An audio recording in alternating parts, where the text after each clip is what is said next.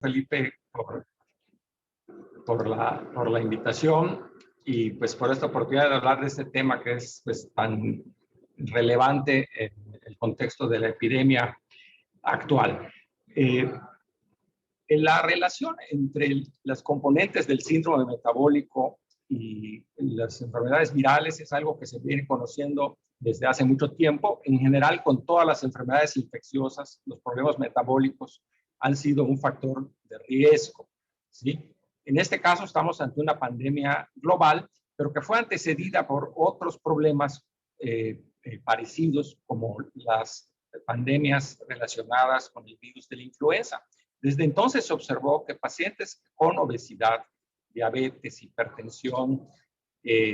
condiciones de hiperglucemia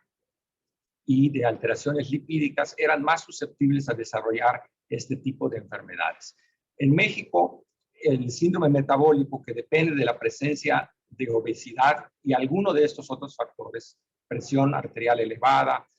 hiperglucemia o alteraciones en los lípidos, es sumamente relevante y es una cosa que se discute ampliamente en diversos foros. No me voy a detener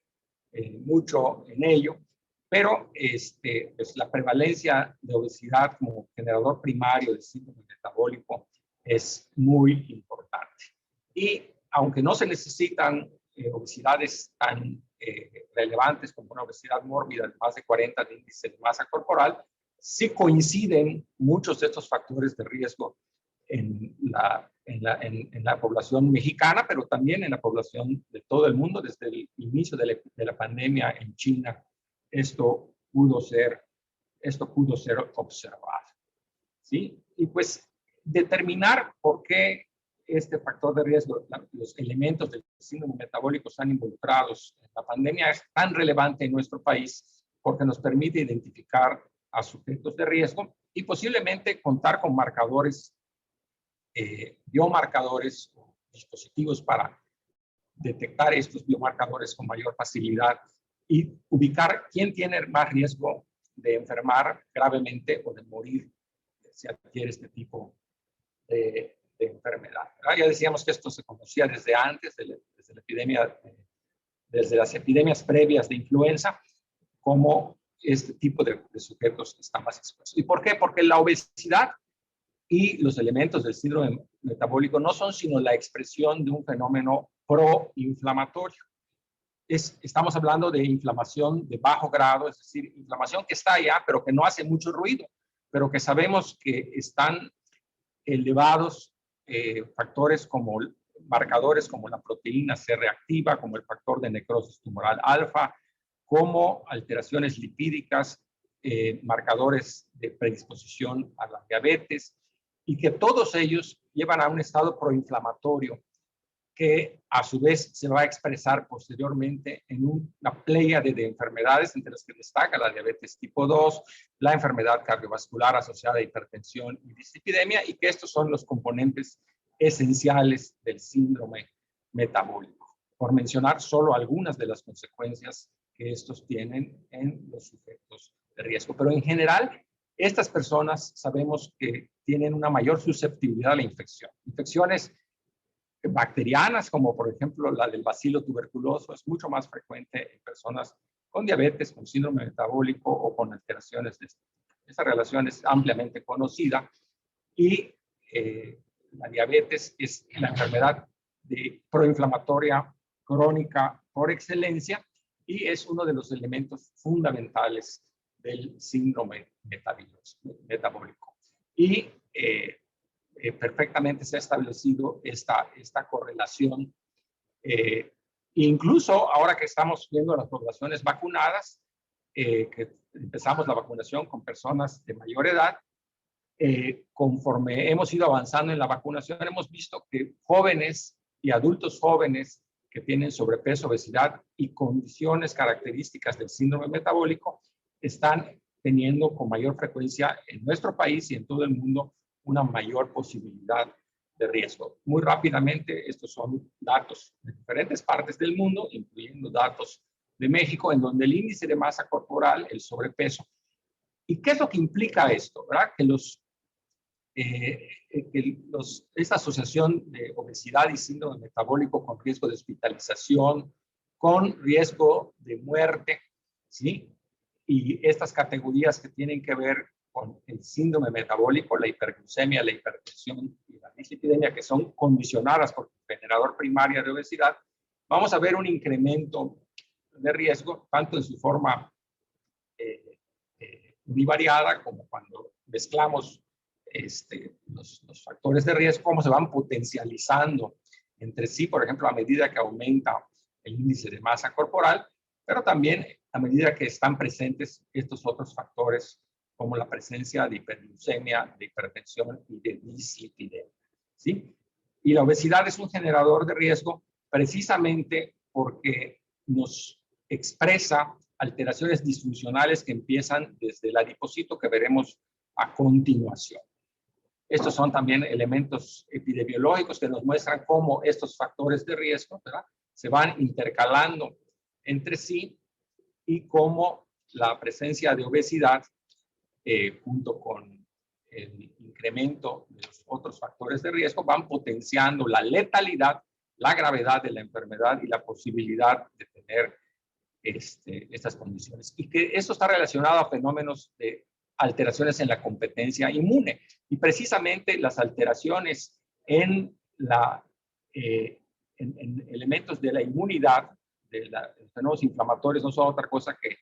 afectaciones del inmunometabolismo,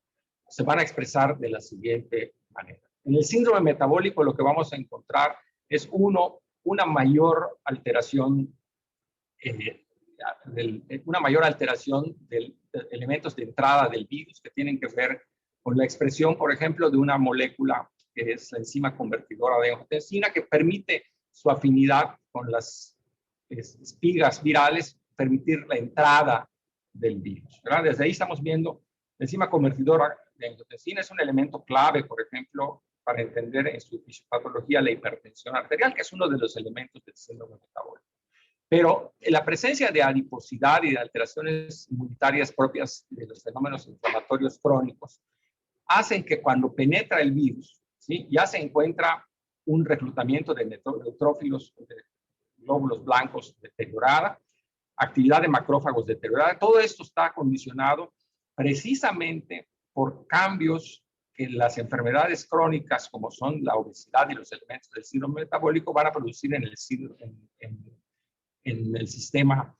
inmunitario. De manera que estas personas que tienen obesidad y componentes del síndrome metabólico, lo que tienen es una disregulación de su respuesta inmune, que no es aparente hasta que colisiona precisamente con un elemento infeccioso como es este virus, en donde decíamos, por ejemplo, vamos a encontrar una expresión aumentada de la enzima convertidora de angiotensina, que es precisamente de donde se agarra el spike viral para poder penetrar a las células. Y esto va a hacer que pueda haber una mayor diseminación y replicación del virus, ¿sí?, al colisionar con estos fenómenos de inflamación crónica que se expresan en hipertensión, dislipidemia e hiperglucemia. Entonces, lo que tenemos es una infección, un proceso infeccioso que colisiona precisamente con un terreno abonado en donde esto que conocemos como el elemento de gravedad, como la tormenta de citoquinas, no es otra cosa sino que algo que ya estaba presente en una persona con un fenómeno de inflamación crónica, como es la obesidad y el síndrome metabólico, y que se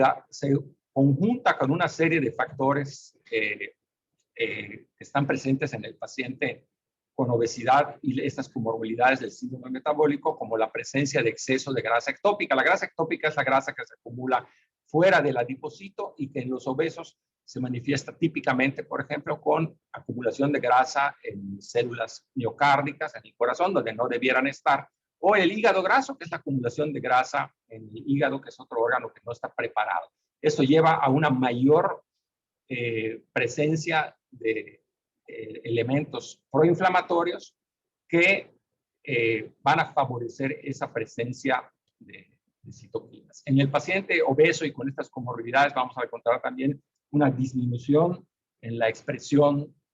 de la capacidad respiratoria disminución de la contractilidad del diafragma. En las personas con hiperglucemia de por sí vamos a encontrar fenómenos trombogénicos. Recuerden que el COVID-19 termina generando fenómenos protrombóticos con mayor presencia de infarto al miocardio, mayor presencia de problemas trombóticos pulmonares o problemas trombóticos cerebrales y en otros sitios periféricos. Entonces, ¿cómo se van conjuntando el fenómeno proinflamatorio con esa tormenta de citoquinas a la que es proclive desarrollar el virus, con un terreno previamente abonado en donde tenemos una disfuncionalidad del sistema inmune? Al colisionar estos dos elementos tenemos una mayor probabilidad de que tengamos una respuesta que nos lleve a la enfermedad grave, a esa respuesta que vemos que termina el paciente en intubación, en asistencia ventilatoria, por estar alterados esta respuesta metabólica que va de la mano con un fenómeno proinflamatorio previo que ya existía antes de la llegada del virus. De manera que las personas con síndrome metabólico tienen un sistema inmune desregulado o alterado que está determinado inicialmente por un exceso de adiposidad y que secundariamente se va a manifestar por este tipo de mayor presencia de la enfermedad grave y la mayor posibilidad de muerte asociado a la severidad de la infección. De manera que tenemos una exposición viral que colisiona con una alteración en el tejido adiposo que está representado por amplificación de citoquinas como las que mencionamos, factor de necrosis tumoral alfa, interleucina 6, que son marcadores de inflamación crónica que nos van a terminar generando disfunción en los macrófagos, en el sistema de defensa, en la función de las células T, y que además va a colisionar el virus, que de por sí es trombogénico, con condiciones como la hipertensión, la obesidad, la hiperglucemia y la dislipidemia, que son protrombóticas también. Entonces se suman estos elementos y es cuando tenemos esta mayor posibilidad de riesgo. ¿De dónde se genera todo? Pues de una alteración en el tejido adiposo. La hipertrofia del tejido adiposo no solo va a generar que haya grasa ectópica en tejidos donde no debe de estar, como el corazón, las células beta del páncreas o el hígado, que son presencia de grasa ectópica que resulta proinflamatoria, sino que en el mismo tejido adiposo, esa hipertrofia del adipocito termina generando adipocitos disfuncionales con mayor grado de necrosis, incluso muerte de parte de esas células adiposas que están hipertróficas y que su capacidad de angiogénesis, es decir, de incremento del tejido vascular al tiempo que crece el adipocito de manera exagerada, no es compensada adecuadamente y entonces se genera hipoxia y inflamación. Esa es la inflamación con la que se encuentra el virus, que de por sí es proinflamatorio, protrombótico y que termina generando esa respuesta inmune alterada que conocemos en los pacientes con COVID. De manera que vamos a encontrarnos un incremento en los pacientes de síndrome metabólico de hospitalización, de admisión a la unidad de cuidados intensivos y de la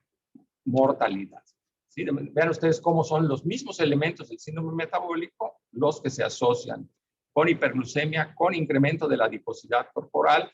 con el incremento de la presión arterial, que no son otra cosa sino que como marcadores también de ese fenómeno proinflamatorio crónico. De manera que tenemos que tener una mayor capacidad de detectar entre las personas con obesidad quienes tienen marcadores clínicos, pero también quienes podrían tener marcadores tempranos de esa adiposidad. Por obvio de tiempo no les voy a poder presentar tampoco algunos de los elementos que hemos estado investigando aquí en nuestra línea de investigación, metabolismo y nutrición, en donde podemos detectar estos marcadores de adiposidad que nos predicen de alguna manera un mayor fenómeno inflamatorio. Nosotros hemos trabajado mucho en un cociente, que es el cociente adiponectina-leptina, que nos permite identificar a los pacientes con estas condiciones de una manera importante. Entonces, el detectar factores proinflamatorios tempranos nos puede también detectar a sujetos con alto riesgo de presentar alteraciones en su reserva cardiorrespiratoria, que nos van a presentar un mayor riesgo de hospitalización y de muerte en las personas que presentan los elementos del síndrome metabólico, pero si pudiéramos ahondar en marcadores moleculares tempranos que pudieran ser detectados con dispositivos de fácil acceso para la población, tenemos un campo muy interesante para poder determinar tempranamente a estos pacientes. De manera que el síndrome metabólico no es otra cosa sino un fenómeno de inflamación crónica